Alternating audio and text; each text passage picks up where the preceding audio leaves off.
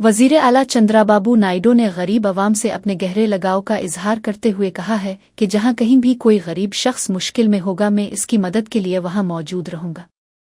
एक अवामी इज्तिमा से खिताब करते हुए उन्होंने अवाम को ज़मीर की आवाज़ पर वोट देने की तरगीब दी और सवाल किया कि क्या चंद रुपयों की खातिर अपना वोट बेच कर आपका मुस्तकबिल संवर सकता है।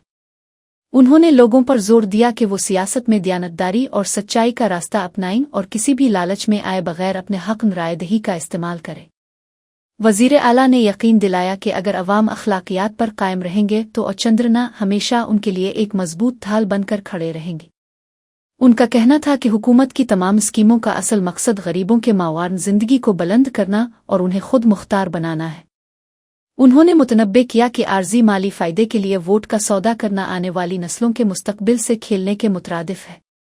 चंद्राबाबू नायडू ने वाज़े किया कि उनकी सियासत का महवर सिर्फ और सिर्फ गरीबों की खिदमत और रियासत की तरक्की है। उन्होंने अवाम से अपील की कि वो रियासत की तामरनों में उनका साथ दें और बदउनवानी के खिलाफ इस जंग में मुत्तहिद हो जाएं। నెలకు ఇంత డబ్బులు తీసుకొని మీరు రేపు ఓటేయకపోతే మీకు మంచి జరుగుతుందా అని మిమ్మల్ని అడుగుతున్నా।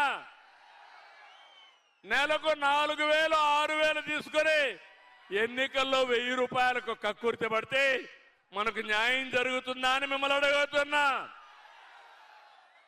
నీతి నిజాయితీగా ఉందాం, మీకు అండగా ఈ చంద్రన్న ఉంటాడు। నేను ఏమీ కోరుకోవడం లేదు, మీరు బాగుండాలి, మీ పిల్లల భవిష్యత్తు బంగారు భవిష్యత్తు కావాలి।